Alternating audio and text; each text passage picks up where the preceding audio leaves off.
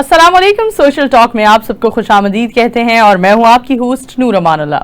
नाज़रीन, आज 6 सितंबर का दिन है। पूरे मुल्क में जोशो खरोश से मनाया जा रहा है और इस दिन हम अपने मुल्क में अपने अफवाज पाकिस्तान के शहदाओं को कैसे भुला सकते हैं, किस तरह से हम मध्यम कर सकते हैं उनकी कुर्बानियों को। ऐसा पॉसिबल नहीं है क्योंकि हमारा फख्र और हमारा सब कुछ, मैं कहती हूँ, हमारी पाक आर्मी है जो हमारे वतन पाकिस्तान को समेटे बैठी है। आज के इस प्रोग्राम में हम यही मौजू रखेंगे और याद करेंगे शहदा की कुर्बानियों को। इसी हवाले से हमारे साथ टेलीफोन लाइन पर मौजूद हैं जनरल रिटायर्ड नईम खालिद साहब, जिनसे हम थोड़ा बैकग्राउंड में जाते हैं, थोड़ा स्टोरीज जानते हैं और शहदा की कुर्बानियों के हवाले से जानते हैं और शहदा की फैमिलीज के बारे में जानते हैं। और सर, सबसे पहले आपको वेलकम कहते हैं अपने इस प्रोग्राम में। थैंक यू सो मच, आपने हमें ज्वाइन किया। सर, आगाज करते हैं आपके एक्सपीरियंस से। अपने एक्सपीरियंस के बारे में कुछ बताएं जिससे हमारे सभी व्यूवर्स कुछ सीख सकें और जान सकें कि पाक आर्मी का एक्सपीरियंस कितना ज्यादा टफ होता है, मुश्किल होता है और तल्ख होता है। बहुत शुक्रिया जी, थैंक यू वेरी मच। पहली बात तो ये, जैसे आपने अपने इब्तिदाइये में भी कहा, मेरा ख्याल ये बहुत अहम बात है कि जो कौमें हैं, अच्छी कौमें, वो अपने जो ऐसे लम्हात हैं जहां पर उन्होंने कोई बहुत अच्छे काम किए हों और कोई कारनामे सर अंजाम दिए हों, उनको वो आगे बढ़ाते हैं, उनके ऊपर थोड़ा सा बल्कि बढ़ा के भी बाकी कौमें बात करती हैं। हमारे यहाँ एक अजीब रिवाज है कि अपनी कोई कमी हो तो उसको हम बहुत ज्यादा उजागर करते हैं और जो हमारी अचीवमेंट्स हैं उन पर हम कम बात करते हैं। बहुत शुक्रिया आपके चैनल का कि आपने एक ऐसे मौके को याद किया जो कि मेरे ख्याल सुनहरी हरूफ में लिखे जाने वाली चीज है पाकिस्तान की तारीख में। देखिए, बात ये कि एक दो चीजें मैं आपको शुरू में ये बताना चाहूंगा कि जो अफवाज पाकिस्तान है वो परतौ है सोसाइटी का। तो सोसाइटी ही से ये लोग आते हैं, मोहल्लों से आते हैं और गांव से आते हैं, शहरों से आते हैं। और शायद लोगों को मालूम नहीं है कि अफवाज पाकिस्तान वो इदारा है जिसके अंदर जो हमारे सिपाही और जेसीओज हैं वो उसी तनासिब से भर्ती होते हैं फौज में जिस तनासिब के से आबादी है मुख्तलिफ जिलों की। मतलब फैसलाबाद में, मुल्तान के, कराची के, लाहौर के जैसे आबादी है उतने ही लोग अंदर मौजूद होते। तो ये पूरे मुल्क को जोड़ने का एक इदारा है। इसने बाकायदा एक जेल किया हुआ है पाकिस्तान को, आप समझे, तमाम इसके इलाकों को। इसके बाद ये भी पता होना चाहिए, मैं आपको अपने एक्सपीरियंस भी बताता हूँ कि हमारी फौज जहां भी जाती है, चाहे वो यूएनओ के पीस कीपिंग मिशन हो, चाहे ये कैम्ब्रियन पेट्रोल हो यूके में, ये वेनेजुएला में अभी मुकाबले हुए कैडेट्स के, हमारा जब कोई चाइना में मुकाबले हुए निशानाबाजी के, फिर फिजिकल मुकाबले होते हैं, हर जगह हम अपना झंडा गाड़ते हैं और हमारे लोग तमगे जीतते हैं और आगे लेकर आते हैं। तो ये मेरी खासकर अपने नौजवानों से खास गुजारिश है कि लोगों की मिस इन्फॉर्मेशन, डिसइंफॉर्मेशन में आने के बजाय खुद देखें कि क्या हमने अल्लाह के फजल करम से सिवाय 71 वॉर के कोई जंग नहीं आ रही पाकिस्तानी फौज ने। तो ये नैरेटिव जो है कि जी हमने कोई जंग नहीं जीती और हम ये करते हैं वो करते हैं, मेरा ख्याल ठीक है। जो सियासी इंटरफेरेंस की बात है वो एक अलग मामला है, खींचे जाते हैं या आते हैं, वो किसी और दिन हम डिस्कस करेंगे। तो मैं तो उस वक्त 5वीं 6वीं क्लास में था, 65 वॉर में। मेरे वाले साहब जो थे वो आर्मी में थे, उस वक्त हिस्सा ले रहे थे। अच्छा। और जो वलवला था का उन दिनों का वो मैं बयान नहीं कर सकता। जिस तरीके से जब ये गाड़ियां जा रही होती थी बॉर्डर की तरफ और जिस तरीके से हार पहनाए जाते थे, रोका जाता था, वो रुकना नहीं चाहते थे, लेकिन जैसे अवाम वालाना उनके साथ मोहब्बत करते थे, वो एक दीदनी बात थी। ठीक है। और अगर आप, और मेरा अपना जो एक्सपीरियंस है, साफ ज़ाहिर है कि जनरल जो है वो पैराशूट से तो नहीं उतरते। आप देखो आजकल बड़ा जनरलों के खिलाफ जो है ना, हाँ जी, ऐसा ही है। अरे भाई, वो भी कैडेट भर्ती होते हैं, सेकंड लेफ्टिनेंट, कप्तान अपनी जान हथेली पे रख के सारे काम करते हैं। और फिर ये, हाँ जी, और फिर ये है कि हमारे यहाँ जो शहादत की रेशियो है ऑफिसर्स की और जवानों की, वो दुनिया में सबसे हाई है। यानी सर, बिल्कुल, हमने आज के अपने प्रोग्राम में हमारा मौजू ये है कि हम शहदा की कुर्बानियों को याद रखें और हमने बचपन से लेकर अपने सिलेबस में भी हमेशा पढ़ा कि शहदा थे और उन्हें निशाने हैदर से नवाजा गया। लेकिन मुझे लगता है निशाना हैदर एक बहुत बड़ा एजाज है, लेकिन इससे बड़ा एजाज ये है कि हम हर साल शौदा की कुर्बानियों को याद करें और उनकी कुर्बानियों को याद करते हुए अपने वतन की कदर करें, अपनी आजादी की कदर करें। सर, अगर हम बात करें मेजर अजीज भट्टी की, जो कि सिर्फ और सिर्फ 37 साल की उम्र में उन्हें निशाना हैदर मिला और 1965 की वार के उनको हीरो कंसीडर किया गया। सर, थोड़ा उधर बैकग्राउंड में आते हैं, क्योंकि आपसे बेहतर ये चीजें कोई एलैबोरेट नहीं कर सकता। जी, बहुत अच्छा आपने सवाल पूछा। जब ये हिंदुस्तान ने ये जंग शुरू की, और जब मैं क्यों कह रहा हूँ कि हिंदुस्तान ने शुरू की, आप याद रखें कि जंग उस वक्त शुरू होती है जब इंटरनेशनल बॉर्डर क्रॉस होता है। बिल्कुल। जो कुछ कश्मीर में हो रहा था वो तो सीज फायर लाइन की वॉयलेशन थी, उसको जंग के साथ मिलाना कोई मुनासिब बात नहीं कि हमारे लोग उसका बड़ा जिक्र करते हैं। हाँ। तो जब बीबीसी ने ये ऐलान कर दिया था कि लाहौर पर कब्जा हो गया, हालांकि हमारे बहादुर जवानों ने, हालांकि वो एक रात पहले ही वहां पर गए थे, अभी मोर्चे खोद ही रहे थे कि ये हमला हो गया, उसके बावजूद उन्होंने हडयारा लेन और बीआरबी के आगे ही उनको रोक दिया था। अजीज भट्टी शहीद की अगर मैं आपको बात बताऊं तो हैरत अंगेज उनका वो जो कारनामा है। पहली बात ये जान लीजिए कि वो इन्फेंट्री के ऑफिसर से, और इन्फेंट्री के ऑफिसर को साफ है कि वो बड़े माहिर होते हैं लड़ाई करने में और सब, लेकिन उनको एक एक्स्ट्रा कोर्स कराया जाता है जिसमें वो आर्टिलरी की जो गोलाबारी है उसको दुश्मन के ऊपर लेकर आते हैं। अभी आप शहीद अजीज भट्टी साहब का ये देखें कि वो अपने काम में तो अच्छे थे ही, और वो उन्होंने रोक रखा था। जब ऑपरेटर वो जो ओपी होता है आर्टिलरी का, वो शहीद हो गया और आर्टिलरी की तोपों के गोले दुश्मन के ऊपर बरसाने के लिए कोई नहीं था, तो अजीज भट्टी खुद खड़े हो गए एक दरख्त की ओट में। बिल्कुल, क्योंकि उसके लिए थोड़ा सा आपको ऊंचा खड़ा होना पड़ता है। तो वो बंद के ऊपर खड़े हो गए, दरख्त की ओट ली, हालांकि कितना खतरनाक काम था, और काम ऐसा किया जो कि आर्टिलरी का था।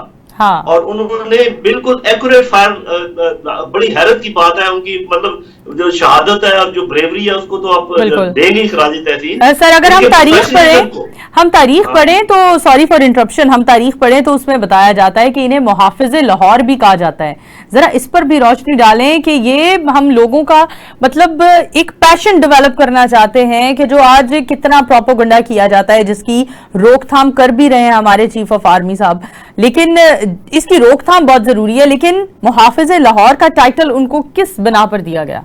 जी, ये इसी पर मैं बात कर, पहली बात तो ये कि जो उनके जेरे कमान लोग थे वो उनके बिल्कुल आगे बढ़कर इन्होंने बेजिगरी के साथ लड़ा, उनको रोका।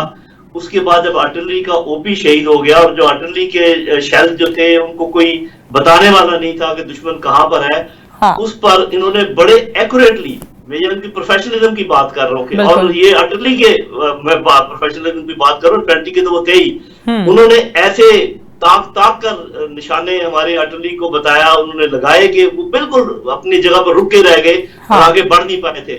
इसी दौरान एक दुश्मन के टैंक ने उनको देख लिया कि ये जो शख्स दर्द के पीछे खड़ा हुआ है, ये हमारे लिए सबसे बड़ी मुसीबत बना हुआ है, और इसके कहने पे सारी फायरिंग ठीक आ रही है। उसने फिर उस दरख्त का निशाना लिया और गोला दरख्त को चीरता हुआ उनके जज्बे खाकी को लगा, जिससे उन्होंने शहादत पाई।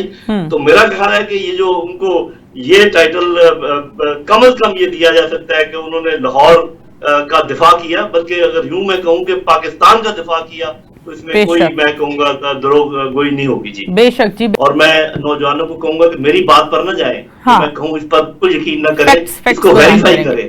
ठीक है। और सबसे बेहतर वेरीफाई करना दुश्मन की किताबें हैं। एक उनके किताब है जनरल हरबख्श सिंह, अच्छा, उनकी एक किताब है वॉर डिस्पैचेस। ठीक है। तो अब जो कुछ मैं कहूंगा वो वहां पर वो जाके पढ़ लें। देखिए, बात यह है कि जब हिंदुस्तान ने हमला किया तो उसके जो अहदाफ थे वो हमें पता होने चाहिए। ठीक है। उनके अहदाफ थे लाहौर पे कब्जा करना, सियालकोट पे कब्जा करना, और वजीराबाद के इलाके में रेलवे लाइन और सड़क को काट कर पाकिस्तान को दोलख्त कर देना, और उसके बाद कश्मीर का मसला अपनी मर्जी के मुताबिक हल करना। ये उनका एम था, और ये जो जिस किताब का मैंने जिक्र किया वहां जाके पढ़ लें। अच्छा, हुआ ये कि वो आपको पता है कि अभी हम अजीज भट्टी शहीद की बात कर रहे थे, इनको तो लाहौर की तो भिनक ही नहीं हमने पढ़ने दी, वहीं पे रोक दिया बीआरबी नहर के ऊपर ही। गो के बीबीसी ने कह दिया कि जी वो आज भी रिकॉर्ड पर है कि हाँ। लाहौर पे कब्जा हो चुका है। यस। जहां तक सियालकोट का ताल्लुक है, शकरगढ़ का कुछ इलाका लेने के बाद जब इन्होंने सियालकोट की तरफ रुख किया तो चुविंडा की लड़ाई जो कि मशहूर है कि सेकंड वर्ल्ड वॉर के बाद टैंकों की सबसे बड़ी लड़ाई वहां पर हुई। हाँ। और हमने वो इनको धूल चटाई के आज भी वो याद रखते हैं। Yes. और वो उस शकरगढ़ के थोड़े से टुकड़े के अलावा बिल्कुल आगे नहीं बढ़ सके। कुजा ये कि उन्होंने जाना था वजीराबाद और सियालकोट की तरफ भी वो नहीं, हालांकि सियालकोट बिल्कुल साथ है बॉर्डर के। Yes. वहां भी वो नहीं जा सके। अभी अब देखते जाए और गिनते जाए उनके अदा। अच्छा, फिर आप ये देखें कि हमारे जो हवाबाज हैं, हमारे पीएफ जो है माशाल्लाह उनके हीरोज 2 दिन के बाद यानी कि 6 और 7 सितंबर के बाद जबकि बड़ी लड़ाइयां हुई हवा में और उनके नीचे हमने तैयारे तबाह किए, हमारे शाहीन जो है बादशाहों की तरह फिरते थे हिंदुस्तान की फजाओं में और उनके जहाजों को हिम्मत नहीं थी कि वो उठे, जो उठता था मारा जाता था। आपको एमएम आलम का याद है कि 1 मिनट के अंदर उन्होंने 5 जहाज गिराए। बेशक। नेवी की बात सुन ले, हमारे पास क्योंकि एक दोस्त थी, उनके तमाम जहाज छुप गए बंदरगाहों में जितने जंगी जहाज थे और उन्होंने बाहर निकलने की हिम्मत नहीं की। लेकिन हमारे जहाजों ने 200 नॉटिकल माइल और नॉटिकल माइल आम मील से भी लंबा होता है। 200 नॉटिकल माइल जाके द्वारका किले के ऊपर एक बहुत बड़ा उनका रडार था, उसके ईंट से ईंट बजाकर वापस आए। अब आप मुझे ये बताएं नौजवानों जो बात सुनते हो कि लाहौर पे कब्जा वो नहीं कर सके, हमने दिफा किया सक्सेसफुली। सियालकोट पे वो कब्जा नहीं कर सकते, हमने बहुत सक्सेसफुली दिफा किया। फजा में उनके जहाज नहीं उड़ सकते थे, उनका नेवी का द्वार का किला हम वहां से उड़ा कर आ गए। तो वो उनका जो अहदाफ थे पाकिस्तान पे कब्जा करने के, जब उनको हमने दांत खट्टे कर दिए तो अब कोई फैसला करे कि जंग कौन जीता। बिल्कुल। तो ये कैसे लोग हैं जो इस किस्म की बातें करते हैं कि जी स्टेलमेट है और ये जंग ना हार थी ना जीत थी। अरे बच्चों, क्लियर कट जीत थी, इसमें कोई दूसरी राय है ही नहीं। और ये मेरी बात ना माने, मैंने फिर कहा है, आप बैनुल अक़वामी किताबें पढ़े, आप हिंदुस्तान के जर्नलों की किताबें पढ़े, आपको पता चल जाएगा कि ये क्या जंग थी। बिल्कुल बिल्कुल सर, बिल्कुल आपने सही फरमाया। हम ये भी मजीद जानना चाहते हैं सर, आपकी राय जानना चाहते हैं कि हम जब भी बात करते हैं पाक आर्मी की, हमारी न्यू जनरेशन में, जहां एक तरफ हमारी बड़ी तादाद में न्यू जनरेशन पाई जाती है जिसके दिल में पाक आर्मी के लिए बेतहाशा मोहब्बत और इज्जत है, लेकिन दूसरी जानिब एक इंतशार पसंद सियासी जमात में कहूंगी, उसके कुछ फॉलोअर्स ऐसे हमारी यूथ है, नासमझ बच्चे हैं जिनको फैक्ट्स का शायद अंदाजा नहीं है। और जिस तरह से प्रोपेगेंडा किया जाता है सोशल मीडिया के ऊपर, हमारी पाक आर्मी के हवाले से हम बहुत सारी पोस्ट्स देखते हैं। इन पोस्ट को देख के आप क्या सोचते हैं, कैसे एलैबोरेट करेंगे, शोहदा की फैमिलीज के दिलों पर क्या गुजरती है और पाक आर्मी की जहां इतनी कुर्बानियां हैं उनके लिए कितनी तकलीफ दे बात है? देखिए, बहुत ही अनफॉर्चुनेट बात है कि जब भी किसी को पॉलिटिकल माइलेज हासिल करनी हो तो पाक फौज को वक्तन फक्तन बुरा कहते रहते हैं। और ये सिर्फ एक पार्टी का वतीरा नहीं है, और पार्टियां भी ऐसे काम करती रही हैं। लेकिन देखने की बात यह है कि जब आपकी फौज ने आपका दिफा किया हुआ है, तमाम जंगें जीती हैं सिवाय 71 की जंग के, आपके सामने जब इसे 65 से पहले जो है ना एक रन ऑफ कच्छ का मार्का हुआ था, जिसमें उन्होंने कुछ एरिया पे कब्जा कर लिया था, वो भी छुड़वाया पाकिस्तानी फौज ने।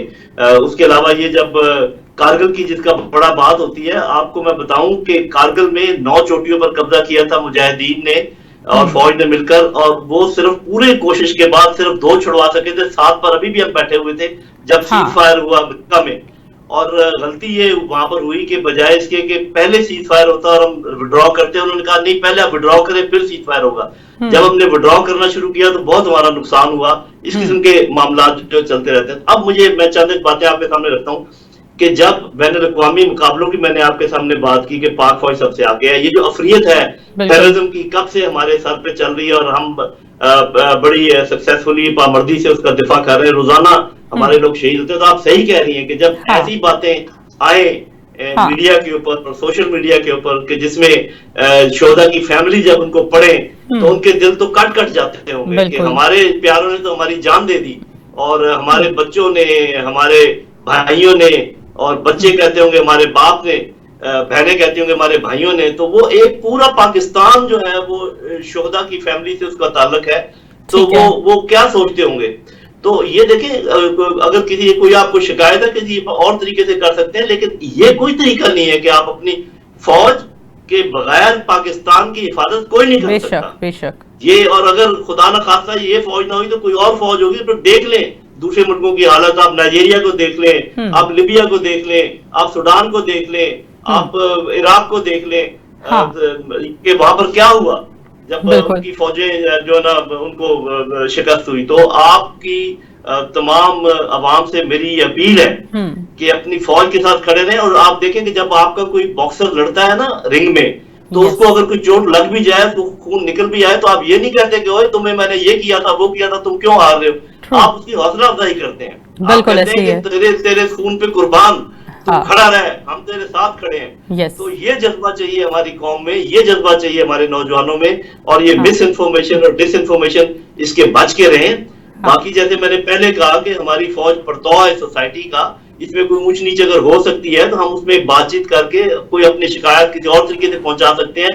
लेकिन इस तरीके से अपने चाहे अदारे कोई भी हो, फौज हो, आपकी हायर जुडिशरी हो और अदारे हो, उनको इस तरीके से बेतौकीर नहीं करना चाहिए, क्योंकि उससे मुल्क बेतौकीर होता है। और ये मैं एक बात आखिर में कहना चाहूंगा, आपकी इज्जत उससे ज्यादा कोई नहीं करता जितनी कि आप खुद अपनी इज्जत करते हैं। अपनी इज्जत करोगे तो दुनिया आपकी इज्जत करेगी। अगर एक दूसरे का गिरबान पकड़ के रखोगे तो कोई आपकी इज्जत नहीं करेगा। Very well said sir. Sir last time जब हमारी डिस्कशन हुई डीआईजी साहब से, तो हमने उनसे पूछा कि हिफाजती अदारों के जो भी मुलाजमीन होते हैं, कारकुन होते हैं, अफसरान होते हैं, शहीद होने के बाद उनको किस तरह से फैसिलिटेट किया जाता है, उनकी फैमिलीज को कैसे साथ लेकर चलते हैं। उन्होंने हमें एलैबोरेट किया कि पंजाब पुलिस की तरफ से, डॉल्फिन पुलिस की तरफ से उन कारकुनान को किस तरह से या शोहदा की फैमिलीज को कैसे ट्रीट किया जाता है। मैं आपसे जानना चाहूंगी कि पाक आर्मी की या नेवी की जितने भी शोहदा हैं उन्हें कैसे ट्रीट किया जाता है और उनको ऑफ एंड ऑन के एहसास दिलाया जाता है कि आप अभी भी हमारे मुल्क का भी और हमारी पाक आर्मी का भी हिस्सा है। जी, फौज पाकिस्तान में बड़ा अच्छा इंतजाम है, अल्लाह ताला के फजल करम से। एयरफोर्स हो या नेवी हो या इवन कैडेट्स और जो अंडर ट्रेनिंग अभी जिनको रिक्रूट कहते हैं, उनको भी शहादत का दर्जा हासिल कर ले। तो एक तो ये है कि उनकी जो फैमिली है उनको पूरी उम्र के लिए उनका ख्याल रखा जाता है। अगर वो बाल बच्चेदार हैं, उनके बच्चों की तालीम का इंतजाम किया जाता है। अगर उनके पास कोई क्वार्टर है, कोई घर है, उसमें उनकी बेवा को रहने दिया जाता है और फैसिलिटेट किया जाता है कि उनके बच्चे बड़े हों, उनके लिए स्पेशल नौकरियों का इंतजाम किया जाता है, उनकी मेडिकल फैसिलिटीज को देखा जाता है। तो मेरा ख्याल हम अपने आप को एक खानदान के तरीके से ट्रीट करते हैं। एक खानदान है, इसके एक फर्द के ऊपर एक कोई मुसीबत आई है तो तमाम लोग जो यूनिट्स हैं, मिसाल के तौर पे 5 पंजाब है, अगर उसका कोई ऑफिसर शहीद हुआ है तो आप देखेंगे कि 5 पंजाब के सारे ऑफिसर्स जो है उनका ख्याल रखेंगे। अगर कोई जवान शहीद हुआ है तो सब लोग उसका ख्याल रखेंगे, उनके बच्चों का ख्याल रखेंगे, उनकी तालीम का। ये तो वो है जो कि वैसे हमदर्दी के तौर पर रखते हैं। सरकारी तौर पर बाकायदा उनके लिए घर का इंतजाम और उनकी तालीम का इंतजाम, उनकी सेहत का इंतजाम इस तरीके से किया जाता है कि ताकि साफ ज़ाहिर है वो जख्म इतना गहरा होता है, वो मुकम्मल तौर पर मुंतमिल तो नहीं हो सकता, लेकिन अपने खानदान का हिस्सा समझ के इस तरीके से उनको ट्रीट किया जाता है कि उनके लिए काफी अच्छे इंतजाम किए जाते हैं। उनके बच्चे पढ़ लिख जाते हैं, आगे बढ़ते हैं। और मेरा ख्याल है कि पाकिस्तान फौज पाकिस्तान, ये उनका तुरा इम्तियाज है। इस बात पे वो फख्र कर सकती हैं कि हम अपने शहीदों और गाजियों का ख्याल और खासकर शहीदों की फैमिलीज और बच्चों का ख्याल जिस तरीके से रखते हैं, शायद पूरी दुनिया में कोई ना रखता हो। सर, अगर ऐसा मेरा सवाल नहीं है, लेकिन हमने माजी में जब भी पाकिस्तान तहरीक इंसाफ की क़यादत का इंटरव्यू किया या उनसे सवाल जवाब किए सानेहा 9 मई के हवाले से, तो अब उनकी एक स्टेटमेंट सामने आती है जो आज के हमारे इस प्रोग्राम से रिलेट कर रही है, जिसमें एडवोकेट खुर्रम लतीफ़ खोसा साहब भी सर फहरिस्त हैं और हाफिज ज़ीशान साहब भी हैं और भी बहुत सारी क़यादत है, बड़े लीडर्स भी हैं, जिनका कहना है कि अगर 9 मई को बुत तोड़े गए हैं तो ये हमारे मजहब का हिस्सा है।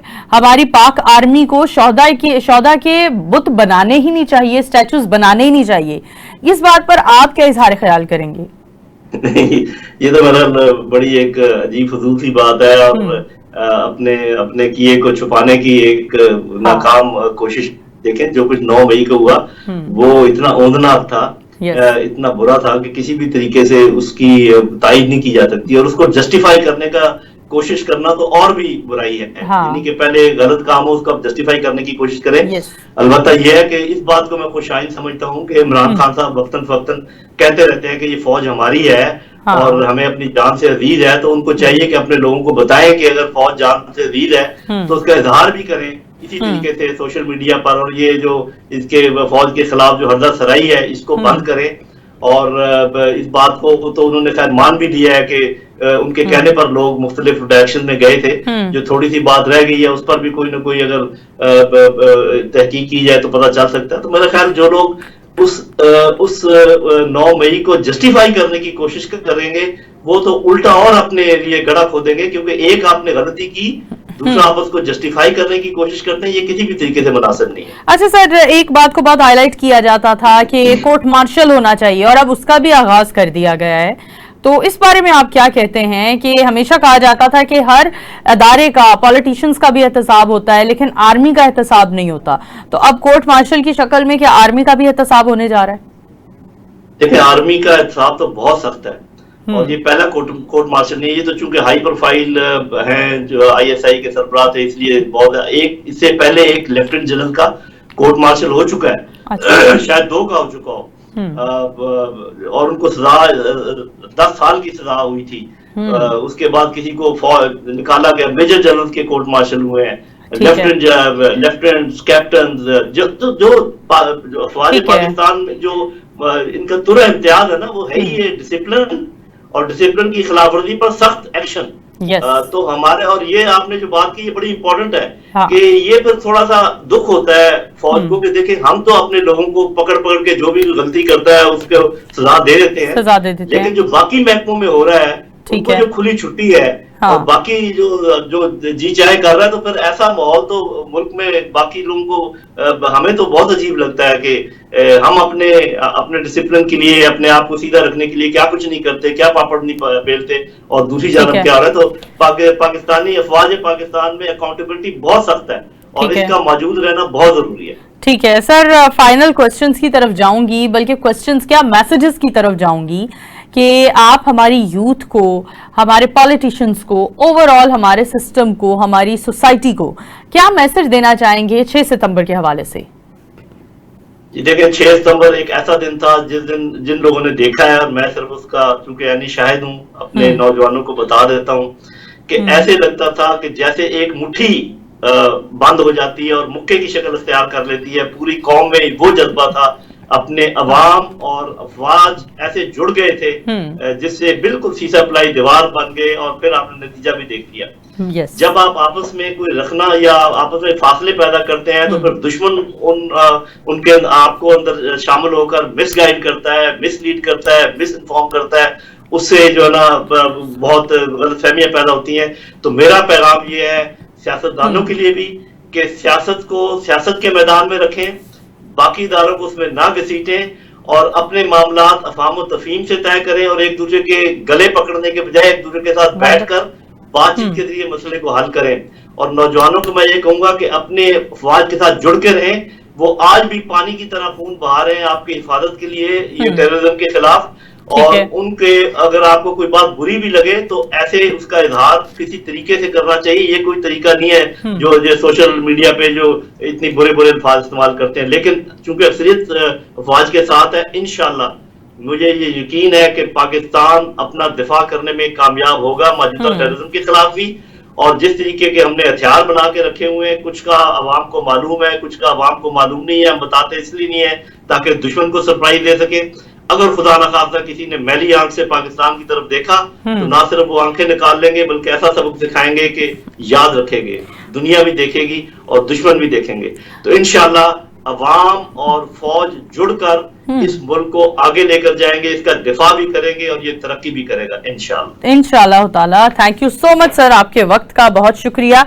जी नाज़रीन, हमारे साथ जनरल रिटायर्ड नईम खालिद साहब मौजूद थे, जिनसे हमने हमारे शहदा की कुर्बानियों के हवाले से बात की और उनका क्या रोल होना चाहिए, सोशल मीडिया पर होने वाले प्रोपेगेंडा की बात की। व्यूअर्स, पाकिस्तान और पाकिस्तानी फौज, पाकिस्तानी अवाम अपना दिफा करने में कामयाब रही है, है और हमेशा रहेगी और हमेशा से थी। नाज़रीन, हम हमेशा बात करते हैं सोशल मीडिया पर होने वाले प्रोपेगेंडा की। हम प्रोपेगेंडा का निशाना पाक आर्मी को किस तरह से बनाया जा रहा है, इस पर भी हमने बात की। अब हम मजीद बात करेंगे। हमारे साथ टेलीफोन लाइन पर मौजूद हैं ब्रिगेडियर रिटायर्ड नादिर मीर साहब, जिनको पहले प्रोग्राम में वेलकम कहते हैं। Sir, thank you so much आपके वक्त का।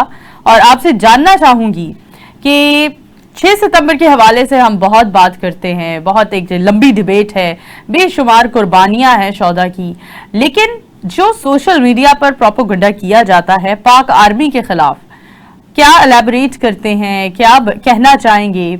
एक आर्मी ऑफिसर होने की हैसियत से आपका एक लंबा अरसा पाक आर्मी के साथ गुजरा, और क्या कहेंगे ये प्रोपेगेंडा आम आदमी का या मुल्क के दुश्मनों का फैलाया हुआ आप लोगों पर कितना असर करता है?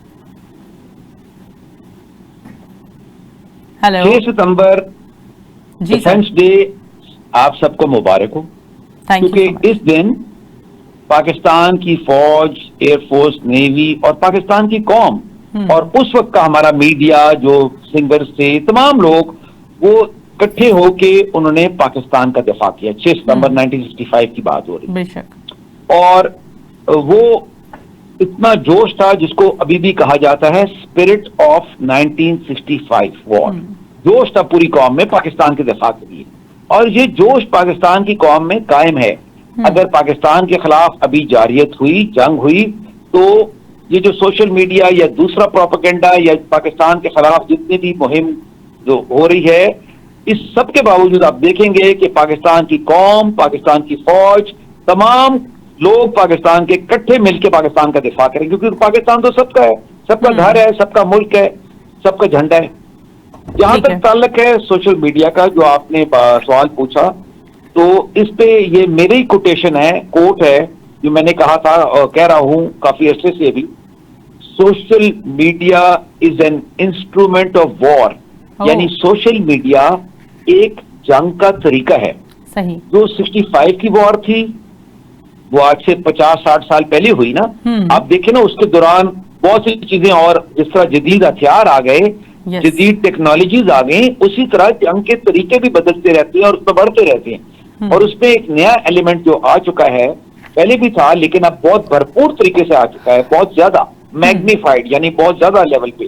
उसका नाम है मीडिया, जो पूरी दुनिया में असर रखा। और ये सिर्फ पाकिस्तान की जंग नहीं, अब देखिए यूक्रेन की जंग हो रही है रूस के साथ, उधर देख लें गाजा में इसराइल की, वगैरह वगैरह, जहां भी दुनिया में जंगें हो रही हैं, उसमें मीडिया का कितना असर है। और उसके अंदर जो मीडिया का नया एलिमेंट है उसका नाम है सोशल मीडिया, जिसको इस्तेमाल किया जा रहा है और पाकिस्तान में खास तौर पर इस्तेमाल किया जा रहा है पाकिस्तान के खिलाफ, पाकिस्तान की अफवाज के खिलाफ, और एक प्रोपेगेंडा की मुहिम के तौर पे लोगों को डिसइंफॉर्मेशन, फेक न्यूज, डिमोरलाइज करना, उनको परेशान करना, उनको उलझाना वगैरह वगैरह, ये दुश्मन की चालें हैं। तो पूरा आप इसके लिए अगर इसको समझना है तो सबसे आसान तरीका समझने का ये है कि आप इंडियन मीडिया पे चले जाएं, सुने वो क्या कह रही है हर वक्त। सोशल मीडिया इंडिया का, टीवी मीडिया इंडिया का, वो क्या कह रहे हैं, उनके मुख्तलिफ चैनलें और उनके जो मुख्तलिफ एंकर हैं वो क्या, वो भरपूर तरीके से पाकिस्तान के खिलाफ 24 घंटे 24 और 7 दिन हफ्ते में वो पाकिस्तान के खिलाफ प्रोपेगेंडा करते हैं, जहर उगलते हैं हर तरीके का। देख लें आप, तो उसी से समझ आ जाएगी। अब उसका असर या उनके कुछ साथी या उनसे असर होके या उनसे कोई फंड लेके या वगैरह वगैरह जो पाकिस्तान के दुश्मन है उनकी जुबान बोल रहे हैं, तो जाहिर है वो पाकिस्तान के खिलाफ बोल रहे हैं ना, कोई भी हो। यस। पहले तो इसका, क्योंकि ये नई चीज है तो नई चीज को समझने में थोड़ा टाइम लगता है। अब इसके ऊपर बातचीत शुरू हो गई है, जैसे आपने सवाल पूछा तो हमारा मीडिया भी समझदार हो गया है, हमारे सोशल मीडिया में भी लोगों को हो गया, और कानून भी बनाए जा रहे हैं, गवर्नमेंट भी कर रही है, फौज तो कर ही रही है शुरू से। पाकिस्तान का दफा हर सतह में करना है, जिसमें बॉर्डर भी शामिल है, हवा, समुंदर वगैरह वगैरह, लेकिन उसके अंदर आपकी मीडिया स्पेस जो है, ये जो आपकी सोशल मीडिया है, इसके लेवल पे भी करना है, ताकि दुश्मन का प्रोपेगेंडा, दुश्मन का नैरेटिव, दुश्मन की झूठी कहानियां, फेक न्यूज वगैरह वगैरह, उसको रिजेक्ट भी किया जा सके और अपनी जो सही बात है वो बताई जा सके। तो पाकिस्तान का बहरहाल दफा है, हुआ था, होगा और इंशाल्लाह फ्यूचर में भी होगा, और पाकिस्तान में पूरी काबिलियत है अपने आप को दिफा करने की, किसी महाज पे भी और हर तरीके से भी, और इंशाल्लाह Pakistan will always be defended by the soldiers and people of Pakistan together, यानी पाकिस्तान की सिपाही और पाकिस्तान की आवाम इकट्ठे मिलकर हमेशा पाकिस्तान का दिफा करें। बेशक सर, आखिरी सवाल की तरफ जाऊंगी। 65 की जंग को दुश्मन के प्रोपेगेंडा ने सवालिया निशान बना दिया, 65 की जीत को। तो 1965 की जीत को थोड़ा एलैबोरेट करें कि इस पर भी सवाल उठा दिए जाते हैं कि जीत पर भी सवाल किए जाते हैं। 1965 की पहला सवाल तो ये है कि 1965 में जंग क्यों हुई? अब 64 में क्यों नहीं हुई, 66 में क्यों नहीं, 65 में जंग क्यों हुई? कोई वजह होगी ना, जंग होती है, जंग छोटी चीज तो नहीं है। ये सिर्फ वजह ये, और ये जंग किस बात के लिए थी? हाँ। ये जो 1965 की वॉर है, आजकल की जो जनरेशन है या जो बच्चे हैं उनको कुछ तो इल्म है लेकिन शायद ज्यादा नहीं, और देयर इज अ नीड कि उनको अच्छी तरीके से जो सही सिचुएशन है और पिक्चर है वो पेंट की जाए और बताई जाए। ठीक है। बुनियादी तौर पे पाकिस्तान जब बना, आपको पता है, पाकिस्तान के इलाके जिसमें कश्मीर शामिल था, जूनागढ़ शामिल था और बहुत से इलाके जो पाकिस्तान में आने चाहिए थे, उस पे इंडिया ने गासिबाना और जालिमाना कब्जा कर लिया और किया। और पाकिस्तान ने कोशिश की अमन के जरिए थ्रू पीसफुल, और इस पे यूएन की रेजोल्यूशंस भी हैं कि भाई इस इलाके में लोगों की से पूछा जाए और इंडिया अपनी फौज निकाले यहाँ से। तो ये सारी कोशिश 1947-48 से लेके 1965 तक हो रही थी, पहली बात। लेकिन इसका नतीजा नहीं निकल रहा था, और इसके अंदर इंडिया जो था वो बात नहीं करता था, और दुनिया के अंदर उसको दिखाया जा रहा था कि जी ये मसला तो खत्म ही नहीं, तो वगैरह वगैरह, जिस तरह अभी इंडिया फिर कर रहा है। तो उस वक्त पाकिस्तान ने और भी उसको डीफ्रीज करने के लिए, यानी कि दुनिया की सतह पे लाने के लिए, उजागर करने के लिए, पाकिस्तान ने भी छोटी कार्रवाई की कश्मीर में, और कश्मीरी लोग जो थे वो खुद भी कर रहे थे मिलके कि कश्मीर को आजाद कराया जाए। उसके बेसिस पे इंडिया ने पाकिस्तान के ऊपर इंटरनेशनल बॉर्डर के अक्रॉस, जैसे लाहौर और बाद में सियालकोट, यानी पाकिस्तान पे हमला कर दिया भरपूर फौज के साथ, और पाकिस्तान ने अपना दिफा किया। और अब ये समझें, कोई ये नहीं समझना चाहता कि इंडिया और पाकिस्तान में क्या फर्क है। ठीक है। इंडिया की आबादी तब भी और अभी भी 6 गुना बड़ी पाकिस्तान से, उसकी वसाए, उसका ज्योग्राफिया यानी इलाका उसका वो भी 5-6 गुना बड़ा, और इसी तरह उसके वसाइल, उसका बजट, डिफेंस बजट, उसकी फौज की ताकत वगैरह वगैरह, यानी कि पाकिस्तान से काफी बड़ा मुल्क और बड़ी ताकत और बड़ी फौज। ठीक है। तो जब दो बड़े और छोटे में लड़ाई हो, तो और छोटा अपना पूरा दिफा कर ले तो कौन जीता? ठीक है। छोटे जीता ना, मतलब छोटे से बड़े में लड़ाई और छोटा बराबरी पे लड़ाई भी खत्म करिए, अपने आप का दिफा करी तो छोटे जीता ना। बड़े का काम है जीतना, कि छोटे का काम है जीतना। ठीक है ना। तो ये जो प्रोपेगेंडा होता है पाकिस्तान में, एक तो इल्म की कमी है। इस सब्जेक्ट पे मैं तो किताबें लिखता हूँ, डिफेंस एनालिस्ट हूँ, जियो पॉलिटिशियन हूँ, मिलिट्री हिस्टोरियन हूँ, तो इसलिए जब मैं बात करता हूँ तो इसके पास किसी के पास जवाब नहीं होता। लेकिन हमारे ये भी मसला है कि कुछ हमारे लोग जानबूझ के या किसी और वजह से ये सही पिक्चर पेंट नहीं करते कि देखें पाकिस्तान ने अपना दिफा किया, और पाकिस्तान का ये एजेंडा तो नहीं था कि आपने सारा हिंदुस्तान फतह करना है, ना आपके पास वसाइल थे, और ना पाकिस्तान ने कभी इस तरह का क्लेम किया। आपने तो कभी नहीं कहा ना कि जी हम जाके ताजमहल कब्जा करेंगे या हम जाके कोई और काम करेंगे। तो पाकिस्तान ने अपना दिफा किया और बहुत बहादुरी से। तो इस लिहाज से जो आपने कहा है कि जी इस जीत को वो किया जाता है, नेगेट किया जाता है या उसको शक में डाला जाता है, तो ये प्रोपेगेंडा कैसा, और इंडिया ने ये प्रोपेगेंडा चलाया हुआ है। आप ये देखें कि इंडिया की हालत, दूसरा आप ये देखें बॉर्डर किधर है। बॉर्डर तो उधर ही है जहां पहले था। ये इंडिया कहता है जी पाकिस्तान इंडिया की जंगों में इंडिया जीता, तो भाई अगर जीता तो फिर तो इलाका इंडिया के पास होना चाहिए था, पाकिस्तान का और इंडिया का बॉर्डर तो उधर ही है। हाँ बिल्कुल, ठीक है, बहुत शुक्रिया sir, thank you so much, आपने बेहतरीन तरीके से एलैबोरेट किया। सवाल उठाए जाते हैं 65 की जंग को, उसकी जीत के ऊपर, और हमारे गेस्ट ने किस तरह से, नादिर मीर साहब ने जो कि रिटायर्ड ब्रिगेडियर हैं, उन्होंने किस तरह से एलैबोरेट किया कि ये सवाल, जीत पर उठाने वाले सवाल सबके सब खोखले हैं। नाज़रीन, मैं एक बार फिर कहूंगी कि 6 सितंबर एक मुंह बोलता सबूत है कि पाकिस्तानी और पाकिस्तानी अवाम, पाकिस्तानी पाक आर्मी, हमारी अफवाज पाकिस्तान अपना दिफा करने में हमेशा से कामयाब रही हैं, हमेशा कामयाब रहेंगी। और हमें ये दुआ करनी चाहिए, बल्कि हम ये दुआ करते हैं कि हमारा मुल्क पाकिस्तान इस प्रोपेगेंडा से पाक रहे और हम अपनी आज़ादी को भरपूर तरीके से जिएं।